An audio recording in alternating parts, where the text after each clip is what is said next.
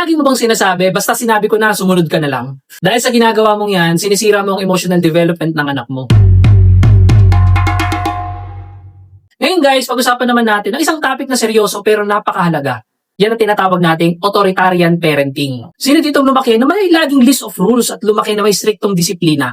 Kaya naging resulta, yan din ang ginagawa mo sa anak mo, di ba? Minsan napapaisip ako kung paano maging isang mabuting tatay. Kung magiging stricto ba ako, matututo siya? Ayoko naman kasi lumaki ang anak ko na sunod-sunuran parang robot sa akin. Gusto ko na pag-isipan din naman niya ang bawat gagawin niya. Kasi sa research ko, ang pagiging authoritarian parent daw may long-term consequences. Ang mga bata raw na pinalaki sa ganitong paraan ay maaaring magkaroon ng low self-esteem at laging nagwo-worry. Ayoko mangyari sa anak ko yun. Siyempre, gusto ko lumaki ang anak ko na may tiwala sa sarili, responsable at may kakayahang express ang kanyang mga opinion. Ito ang mga diskarte na naging effective sa akin na sana makatulong din naman sa'yo. Una, iwasan ang malupit na parusa. Sa halip na sumigaw ka, mami at daddy, manakot ka o gumamit ka ng pisikal na parusa, mag-focus ka sa pagpapaliwanag sa anak mo. Positive approach, napaka-effective niyan.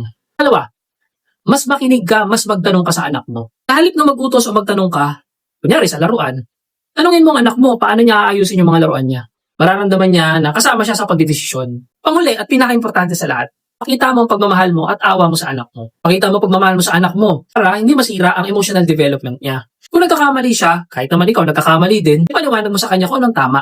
Pero ipakita mo sa kanya kung gaano mo siya kamahal. Kaya guys, ang pagdidisiplina, hindi naman yan masama, basta nasa tama. Kung lagi mo papasunurin ang anak mo bilang authoritarian parent, mas mahihirapan ang anak mo paglaki niya. Dahil lagi siyang natatakot i-express ang kanyang mga opinion, at syempre magkakaroon siya ng low self-esteem. Tanong ko sa iyo, mami at daddy, kamusta ang emotional development ng anak mo? Masasabi mo ba na may tiwala siya sa sarili niya at may kakayahang express ang kanyang opinion? Share mo naman yung tips mo para makatulong ka rin sa iba.